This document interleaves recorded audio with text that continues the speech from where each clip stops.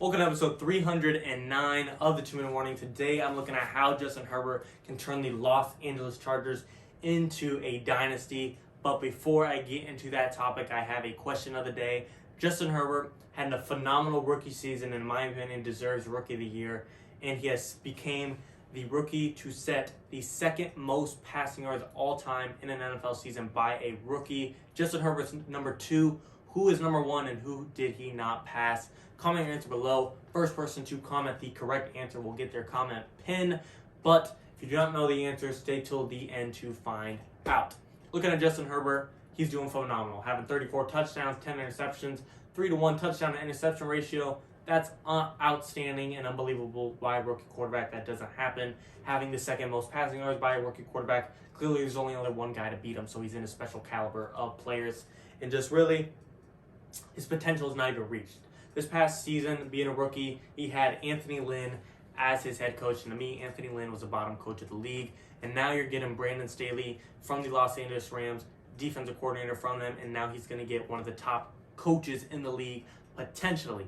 Yes, Brandon Staley has speculation. He could be a bust head coach, but I just think he went to an interview for the Chargers and they wouldn't let him leave the building until that man had a job. They had to see something special about him, and I think he will bring something special to the Chargers. So, while this video is titled and about Justin Herbert making the Chargers a dynasty, it's not going to be solely on him. I think he has the talent himself to definitely make them a dynasty, but he's going to need a little bit of help from the team around him to get the team to the next level. But having Brandon Staley finally being able to come in and have a defensive mind for that Chargers team will elevate this team so much. Justin Herbert finished the season on a 4-game win streak, bringing the Chargers to 7-9.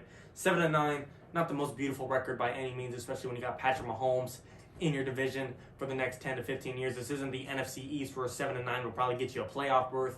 This is the AFC West where you have to play Patrick Mahomes twice a year and even John Gruden, the Derek Carrs. And I'm not really going to worry about the Denver Broncos at this point in time. No offense, Broncos fans.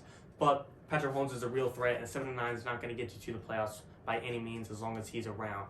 But finishing on a 4-game win streak is definitely a notable thing to head into the offseason with. No matter what your record is, if you finish the season on a high note and head into the offseason with some positivity and some things to look for come towards the end of your past season, that is good. You want some positivity, some momentum, and some hot stuff heading into the offseason to look forward to your upcoming years, and that's what the Chargers did, and that's what I'm happy about. They knew they were out of the playoffs, yet they still played as hard as they could, still were competitive, and still won games, and that's what I love about the Los Angeles Chargers.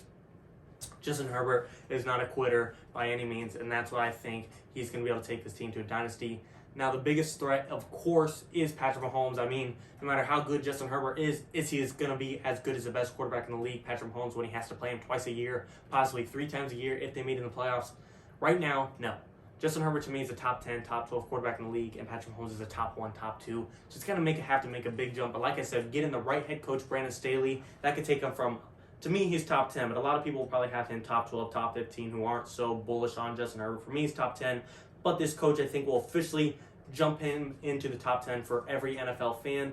And then as you come towards the NFL draft, get him some protection and maybe an extra receiver, and this kid's going to become top 5 quarterback. I mean, Justin Herbert has one of the worst offensive lines in the NFL this year, if not the worst, between the Chargers O-line, the Bengals O-line, the Eagles O-line, the Seahawks O-line. None of them are pretty. Pick and choose the worst one. Doesn't matter. The point is they all suck. And Justin Herbert, you give that dude an extra split second in the pocket, you'll be surprised how those 34 touchdowns in a season will become 38, and then 40, and then 42, and then he'll hit 50, and then he'll have a 5,000-yard passing season. Yes, I'm bullish. Yes, it's all speculative, and yes, it's a bold take. But Justin Herbert, like I said, we don't see this type of talent as a rookie quarterback, setting the all-time passing touchdowns as a rookie quarterback, all-time scoring touchdowns as a rookie quarterback, throwing the second most passing yards as a rookie quarterback. Those aren't rookie quarterback numbers, and that's why I think he could take the team to the next level. Being a top 10 quarterback with a bad head coach, he'll be a top 5 quarterback with the right head coach. With the right offensive line, with the right receivers, he could be a top 3 head coach.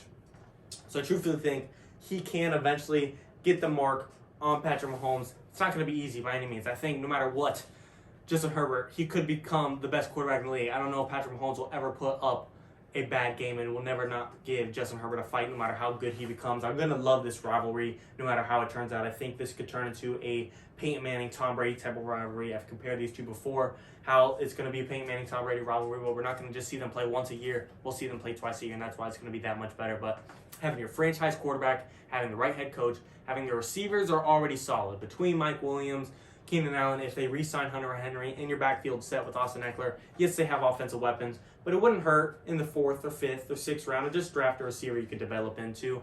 First 2, 3, 4 rounds, worry on the offensive line.